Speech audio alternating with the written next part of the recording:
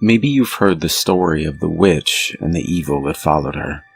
Legend says that from 1817 to 1821, a family came under attack by a clairvoyant entity that could affect the environment and even shapeshift. While some of that is true, it's far more simple than you think. Sometimes words are chosen because they convey a truth.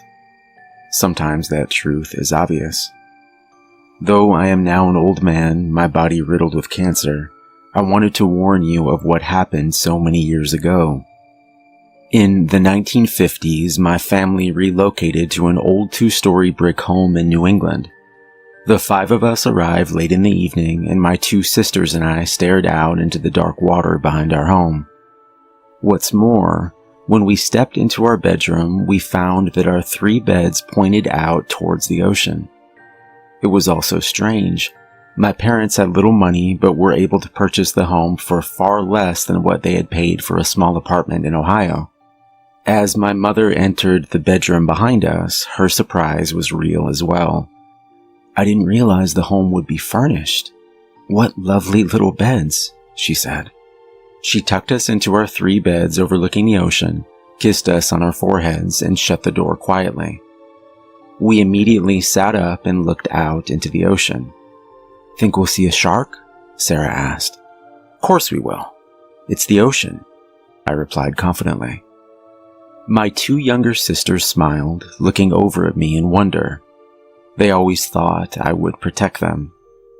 But I couldn't stop what was coming, and none of us were ready for what happened next. That night, we fell asleep easily from the long journey until we heard the noise. The soft ding of a bell awoke us from our slumber. "Did you hear that, John?" Emma asked quietly. Yes. Gazing down at the black water, we were lost for words. There was a luminescent figure which appeared to stand on the surface of the water. As our eyes adjusted together, we saw that it was a woman. She was smiling warmly, and as she drifted closer, we realized that the sound we had heard was from a bell she was holding. Her graceful hand moved in the wind, and I heard the noise again. She floated even closer, her eyes now locked hypnotically with my sister Sarah. And then she was gone. I didn't have a chance to wake my parents because the next thing I knew, I was in a deep sleep. Upon awaking, I was greeted to the somber eyes of my father staring down at me. My parents had awoken in the morning to find Sarah missing. Searching everywhere, they had finally spotted her body drifting lifeless at the edge of the ocean. The next few days, I tried to tell my mother and father about what the 3 of us had seen that night, but they wouldn't have it. They were inconsolable at the loss of their daughter, and had no patience for the fairy tale Emma and I had created. Sarah was buried 3 days later, but it wouldn't be the last time I saw her. The night after her funeral, Emma and I awoke to the same sound. We shot up in bed and stared down into the deep waters. "John, did you—" My sister was interrupted by the second recurring noise piercing the air. I like to think that I would have had the sense to warn her to cover her ears, if not for what happened next.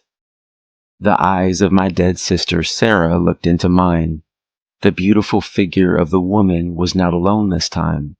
The small shape of my sister floated next to her, the 2 of them holding hands and smiling up at us innocently. Before I could react, I heard the noise for a 3rd time. I fell into a deep sleep. When I awoke in the morning, it was to my mother screaming, "Where's your sister? Where is she?" They found Emma's body 2 hours later a mile out into the ocean. She was floating face down in the Atlantic. The loss of their 2nd child was more than enough for my parents. Though we weren't able to leave the house for a week's time, my mother and father now ordered me to stay in their room every evening. Their window faced the street and didn't look out into the water. Late that night, I awoke in my parents' room to the faint sound of a bell. In a panic, I covered my ears tightly and remained that way until dawn. We left the house 1 week later.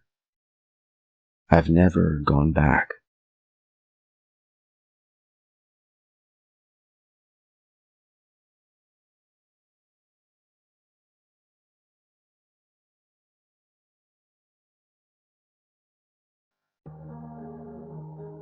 I can't say exactly why the sight of a mysterious black hole in my ceiling didn't make me run like hell, but it didn't.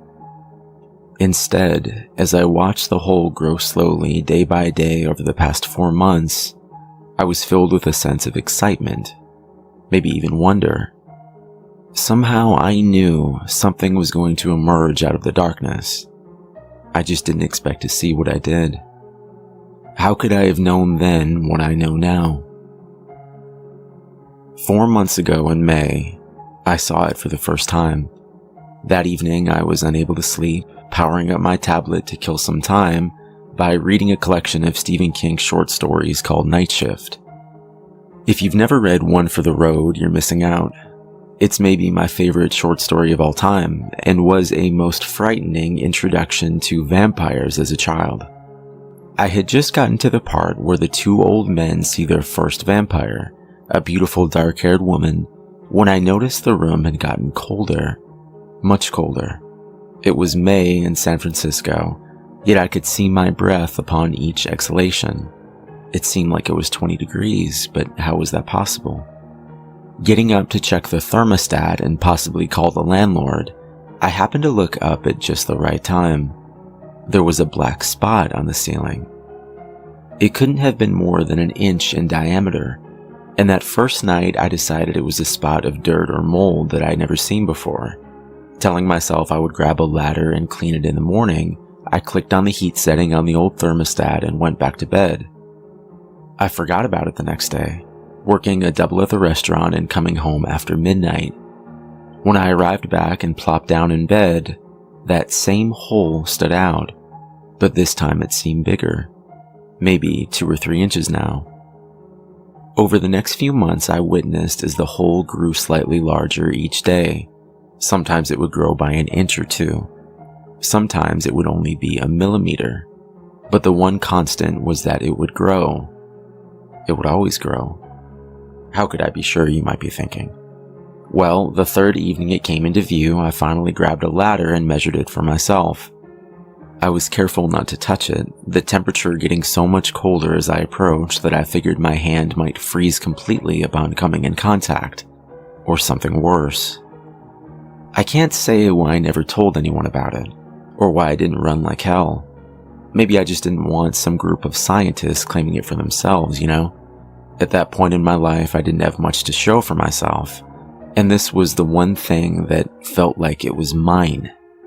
Maybe this would be one of the greatest discoveries of all time, and I wanted to be the first one to find out what was inside. Last night, I finally got my wish. The room seemed colder than normal, confirmed upon checking the thermostat and finding it was well below 0. I watched as the hole flexed and bent, and something began to pull its way out of the darkness. First, there was a small shape about the size of a finger. Then, something like a hand emerged, dripping a steady plop of what looked like blood down from the ceiling and onto the icy wooden floor. I held my breath and watched as a dark figure stained and covered with blood pulled its way out of the hole and fell down onto the floor in front of my bed. Maybe I imagined the bright red blood steaming up from its shape and becoming a thin mist, but the thing did seem to be almost burning as it lay there on the thick blue rug at the center of my room. A few minutes went by, and time seemed to help the creature calm its breathing back down to a slower rate. A stronger wave of horror fell over me then, as I watched the thing slowly raise its level and stand. seeming to examine the bedroom around it as it walked awkwardly from corner to corner. I was trying to decide if I should run like hell or try to speak with it, when it seemed to notice me for the first time. Hello? I said nervously. Blood dripped off the creature and onto the floor as it finally took a step towards my bed. Help me, the figure whispered, a weakness and fear even greater than my own emanating from its lips. Help me, Mark, it continued. How do you know my name? It almost seemed to grow tired then, and I watched in a mix of horror and confusion as it walked slowly into my bathroom. There was a click as the shower door closed, and then the soft squeaking of the steel shower handle, followed by a steady downfall of water. My legs dangled off the bed as I thought about a whole slew of options, from calling the police, to calling NASA, to just running like hell. But I didn't, choosing instead to stay and wait. Until 15 minutes later, the handle squeaked off, and the door opened slowly. Close, the thing said weakly. I did as it asked, rushing towards my closet and grabbing the first thing I saw, a black sweater and pair of worn blue jeans. Reaching my arm around the corner of the bathroom door, I half expected to be bitten or something worse, but none of that happened. Thank you, the voice said as it took the clothes from my hands. You're welcome, I managed to reply, walking over to the kitchen table and sitting down. What else could I do? I grabbed 2 beers and waited. Not long after, the dark shape of what I assume was its head peeked around the corner and stared at me from the bedroom, now wearing the fresh clothes I had given it. The shower had been successful, and the red blood I assume that had covered the creature was now most certainly covering my shower walls and bathroom floor. I shuddered at the thought. Don't worry, I cleaned it, the voice said, sitting down across from me at the kitchen table. I remember this, it said. And then the scream started, the thing falling to the floor and clutching its head tightly. It never stops. It never stops, it said painfully, perhaps more to itself. If I've left out the description of the creature, well, that's because at first I couldn't think of the words. It seemed to be absent of color. Completely black would be the best description, I suppose. But don't they say that black holes aren't really black? The figure's absence of color had been a stark contrast to the darkness, even when the lights had been off completely. From its size and shape, it appeared to have the general stature of a man. The clothes above it almost made it appear human. Well, sort of. The clothes I had given it were puffed up as if a man was inside of them. But upon a closer look, they were filled with darkness. After a few moments, the thing stood back up in front of the kitchen table. It had no eyes that I could tell, but I knew it was examining me nonetheless. It took me so long to escape, the voice said. To escape from where? The thing made up of nothingness shifted across from me, perhaps turning its head. The darkness.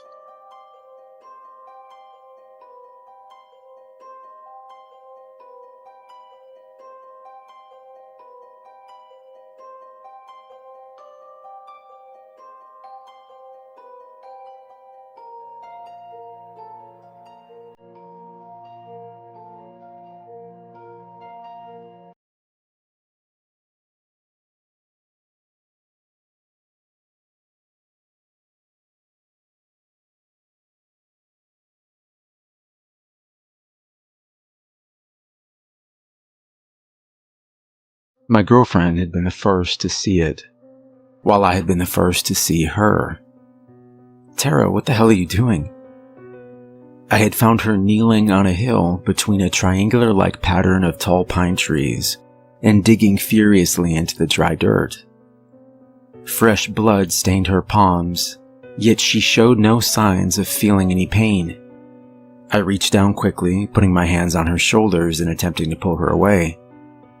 Tara spun backwards and bit the flesh of my hand. As I recoiled in surprise, she turned back and continued digging farther into the earth. I sat down a few feet away, put pressure on the wound, and watched in a mix of confusion and dread. We had decided on camping for our anniversary. The two of us were experts, not to be arrogant, but it's the truth, and I knew that we would be able to get ourselves out of any situation two campers could find themselves in. I hadn't expected to find what we did. The trip had started out normally enough, the first spot we found having 4 vehicles plopped in the parking lot.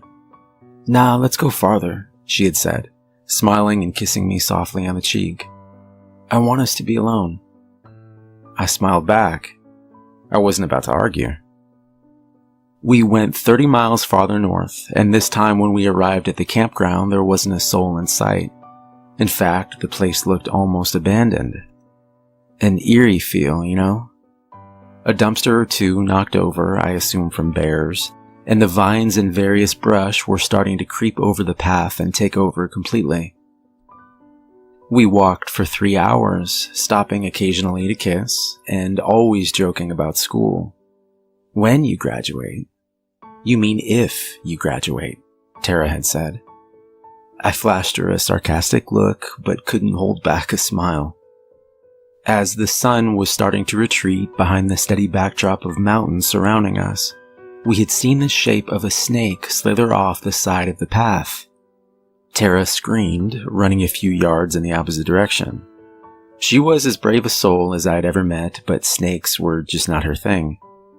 I called back over to her.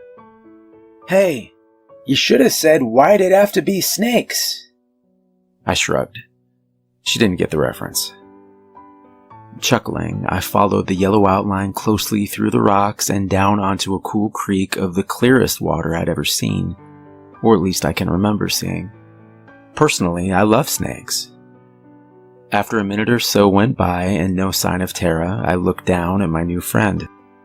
"Well, it's been fun, but the most beautiful girl in the world says we aren't getting married if I have a snake for a pet." Mr. Snake and I shared a moment as I whispered down towards him. "I just want you to know you would have been my first choice." It had taken longer than I would have liked to find Tara once I reached the path again. In those few minutes, I wasn't scared. I mean, not in the traditional sense, but there was something. Dread isn't exactly right, but it's close. Premonition, maybe. That's when I saw her digging furiously between the pine trees, blood starting to cake with the dirt along her arms. She had bitten me, and I watched in horror as she continued. Jesus. Why didn't I get up to stop her? A last ray of sunlight found its way through a maze of tall pines and fell onto the black outline. It reflected back up into Tara's eyes, and she immediately began to cry as she fell backwards onto the ground behind her. Finally snapping out of it and holding her tightly in my arms, I helped Tara walk a few yards away and sit up on a log nearby, and then turned my head back towards the black object in the ground. I somehow knew what had to be done. As I walked over slowly, she whispered, "Don't go over there." "I have to," I interrupted, kneeling down over the object. Tara had dug a little over a foot down into the hard dirt, and a small black mirror reflected back up at me. Besides the debris still covering the outline of its edges, it was in pristine condition, I realized. Without wasting any time, I reached into the pile of dirt next to me and was about to bury it again, when it came into view. Inside the mirror was an old woman sitting in a wooden chair, in what looked to be the exact same spot Tara and I were in now. 3 pine trees stood behind her, forming a perfect triangle. Her chair was in the very center. It wasn't exactly like a photo, it was more alive than that. Though she wasn't moving, it seemed as real as anything had before. I was so focused now on the woman that I had forgotten to apply pressure to my hand where Tara had bit me earlier.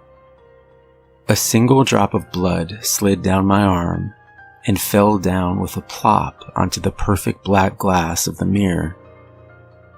I watched as the old woman opened her eyes and looked up at me. "Oh my God. What is it, Jason?" Tara asked, not really wanting to hear the answer. I quickly stepped backwards, the crunching of leaves below me making me all the more uneasy, and I looked into my girlfriend's blue eyes. There's a woman in there." She looked at me. Tara ran over and held me close, staring over my shoulder towards the black glass. "Don't look at it," I told her. The sun continued down over the horizon, and I realized it was growing dark far too quickly for my liking. I put my hands on Tara's shoulders and summoned my courage. "I think we should break it." Her eyes drifted back towards the object, and a swell of emotion rose and then fell over her face. "No." "Why not?" "We're not breaking it," she replied. I looked her over. "Then we bury it." I'm burying the thing. Period. And before she could reply, I walked her over to the log and sat her down. "Stay here." Seeing how angry she still was, I knelt down in front of her. "You have to trust me." The resentment fell away, and she hugged me close. "I'm sorry." "You're right. Bury it." I nodded, walking back over to the object and covering it up with as much dirt as I could, all the while making sure not to look back down at the woman. Every fiber of my being wanted to, but I resisted. After a few minutes, dirt fully covered it again and rose up an inch or two from the ground. But it wasn't packed tightly, and the thought occurred to me of someone else or some animal digging it up. I grabbed 4 of the heaviest rocks I could find and set them down on top. "There," I said, wiping my brow. "Now, before it gets dark, we have to get as far away as we can." Tara nodded, and we made our way back towards where we had came from. As we quickly moved down the trail, we made good time, and even after the sun set, our flashlights were strong enough to keep us going at a good pace. Until she felt it. "Jason, I need to sit down," Tara said weakly. I sat down with her. I noticed that she looked thinner, almost frail. "I think it's my hip. It really hurts," she said, reaching out to hold my hand. I looked around and then back at her. "We can't stay here, Tara," I replied, attempting to help her up. Stop, she yelled. "I think it's broken. Did you fall or something?" I asked. But she hadn't fallen. We just didn't yet understand what was happening. I checked my phone, and luck would have it that I finally had a single bar. When the helicopter arrived, the 2 of us flew together to the nearest hospital. Tara was taken into emergency surgery for a broken hip, among other things. Her blood pressure had dropped significantly, and she was barely able to speak. Surgery was longer than expected, going on until dawn of the next morning. When we finally saw the surgeon, his eyes focused on Tara's mother. "Please come with me for a moment." I stood to come with them, and he motioned towards me. "I'm sorry you'll have to stay here. Only immediate family, and it's okay," her mother insisted. The surgeon nodded and led us into a more private room. "Please sit down." "Is she okay?" Tara's mother asked. "She made it through surgery, but..." He trailed off. "But what?" I replied. He swallowed nervously, and his eyes drifted down and onto the wooden desk in front of him. I've never had an operation like this before. He took a deep breath. This isn't a medical diagnosis, but she seems to have aged. Tara's mom and I exchanged a confused look as he continued. I've never seen anything like it. I want to see her. Before he could reply, I continued. I want to see her now. He nodded, and after a moment, he rose and led us to the room she had been given. Tara's mother fell back against the wall and began to scream as she saw her daughter's body. My girlfriend looked over at us, her face withered and something beyond frail. She looked to have aged 100 years or more. I rushed over, pushed away the shock the best I could, and held her hand. What's happening, Jason? She asked weakly. It's been 5 days since that night, and Tara is still alive for now. I've wanted to talk to her. I've wanted to go over the plan I have, but she's only awake for a few minutes at a time before fatigue takes over and she falls into a deep sleep. I think that I have to go back. I think I have to go back to those hills and those pine trees. I think I have to dig it up again. This time when I see it, I'm gonna break it. Sometimes when I sit at night in my girlfriend's room and drift off to sleep, I can see that old woman inside the black glass staring back at me. I tell myself that I'm imagining it. I tell myself that it's only a dream. There is something that haunts me, though. When I close my eyes and see her, the old woman staring back at me isn't old at all anymore. She's young.